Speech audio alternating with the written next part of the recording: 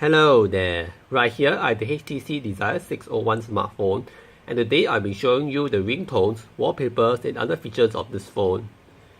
On the front we have the stereo boom sound speakers, the front facing camera, as well as the proximity sensor and LED notification light. On top of the right stereo speaker, we can see an unconventional Android button setup, the back key as well as the home key. Multitasking is accessed through double tapping the home key. On the back, we have a very nice feeling polycarbonate finish that is soft to the touch and very grippy. And this polycarbonate back cover is removable. And it grants you access to the 21,000 mAh battery, as well as the micro SIM card slot and micro SD card slot. And I forgot to mention that on the top you have the power button and the headphone jack.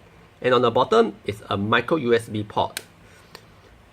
You might notice that the HTC Desire 601 bears quite a striking resemblance to the HTC One M7 flagship, which was HTC's flagship back in the day itself. There are some advantages to the HTC Desire 601 over the M7, in particular the micro SD card slot and of course the more affordable pricing.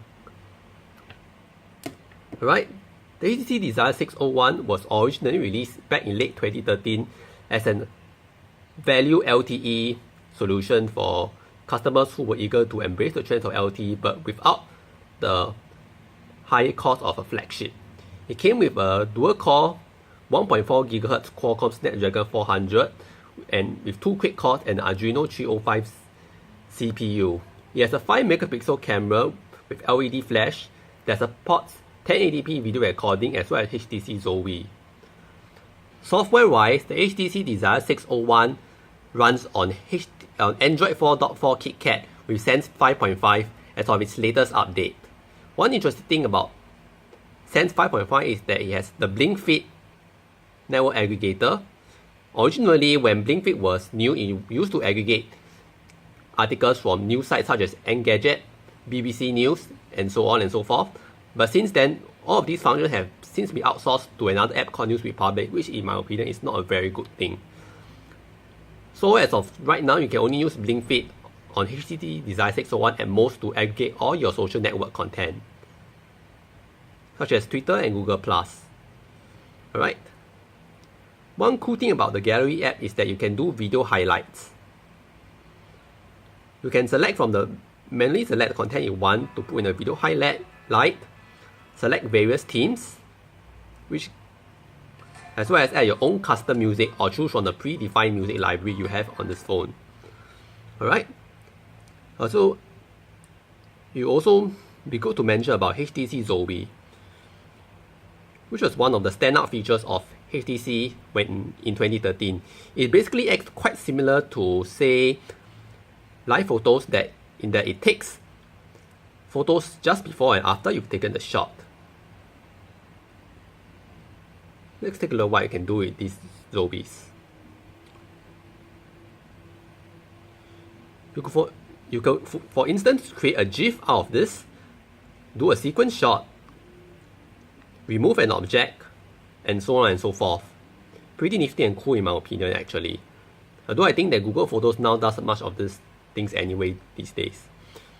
And as you can see right here, multitasking is accessed by double tapping the home key, which was not a very intuitive option. So in the end, HTC for the One M8 decided to go back to conventional on-screen buttons. Here's a look at how the boom sound stereo speakers sound like.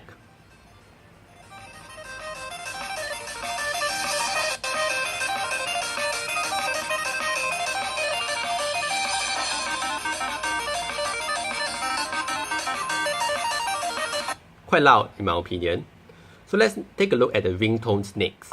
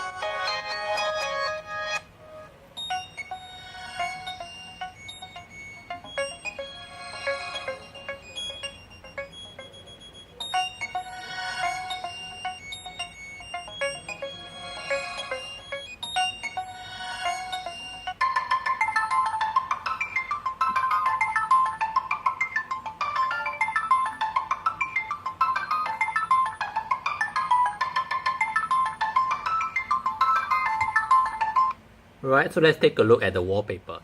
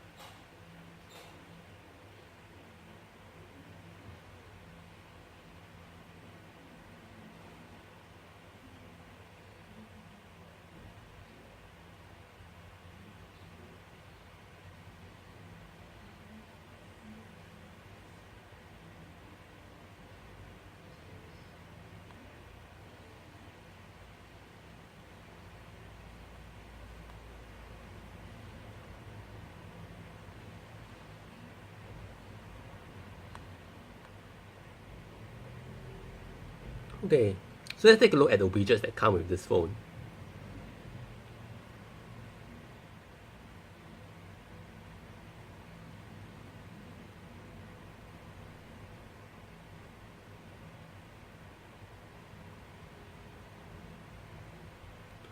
Okay, so let's take a look at the camera. Well, startup time is pretty fast. Focusing not too bad. And from here you can access to multiple filters.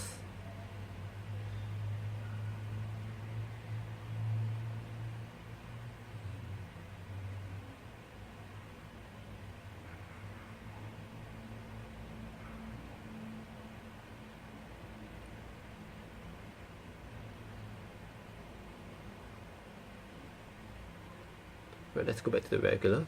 This is how you activate Zoe. And from here you can adjust the various settings.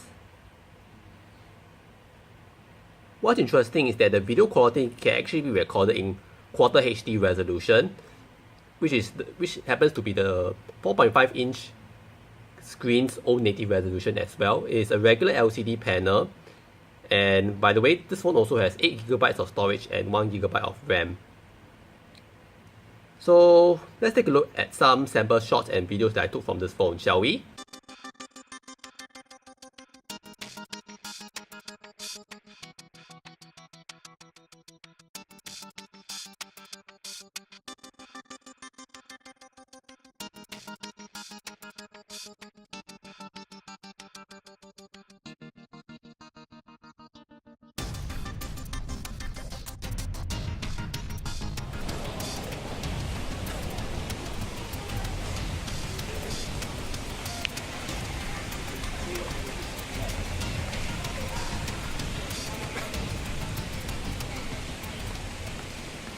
So that's it for the HTC Desire 601 retrospective. I hope you enjoyed going through it as much as I did, and I wish good luck HTC in this challenging times as they are transitioning from being a smartphone manufacturer to perhaps a true competitor in virtual reality, as you can see with HTC Vive. So far, what I see about HTC U12 Plus is that I don't think that HTC can really compete in the smartphone industry anymore. It's quite sad, since I was really quite a heavy HTC fan back in the day. But unfortunately, it's quite true. HTC's smartphone operations are far too untenable to be recoverable at this point of time. But that's about it for this retrospective. So I'll see you in the next video, and bye!